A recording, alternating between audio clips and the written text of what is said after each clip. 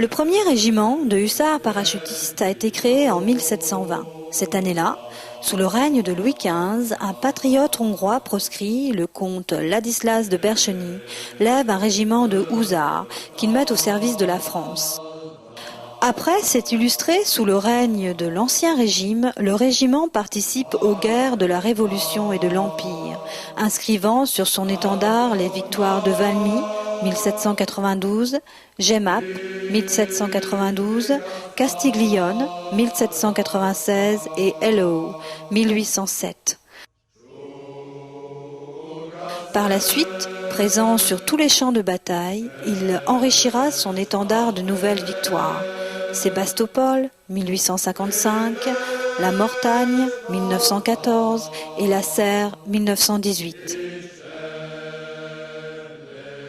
En mars 1946, Bercheny part pour l'Algérie, où il devient parachutiste au sein de la 25e division aéroportée. En 1948, un de ses escadrons combat en Indochine.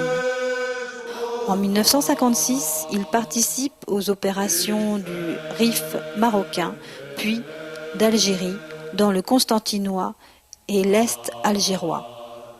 De 1954 à 1961, les hussards se sont distingués en Afrique du Nord et le 5 décembre 2004, la France leur rend hommage.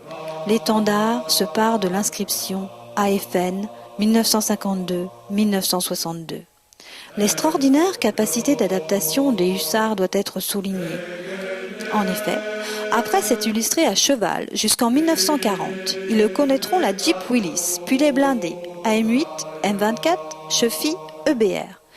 Le régiment devient l'élément blindé de la 11e division parachutiste pour toutes les interventions extérieures dès 1978, en se professionnalisant et en se dotant d'automitrailleuses légères AML.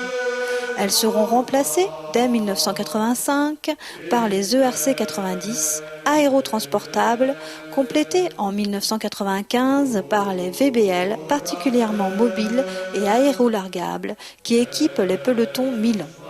Depuis 1978, le premier RHP a participé à de très nombreuses missions extérieures, en particulier au Liban, au Tchad, en RCA, au Gabon et en Nouvelle-Calédonie. Il prend part à la guerre du Golfe avec 2 escadrons, est engagé au Rwanda, dans les Balkans et en Afghanistan.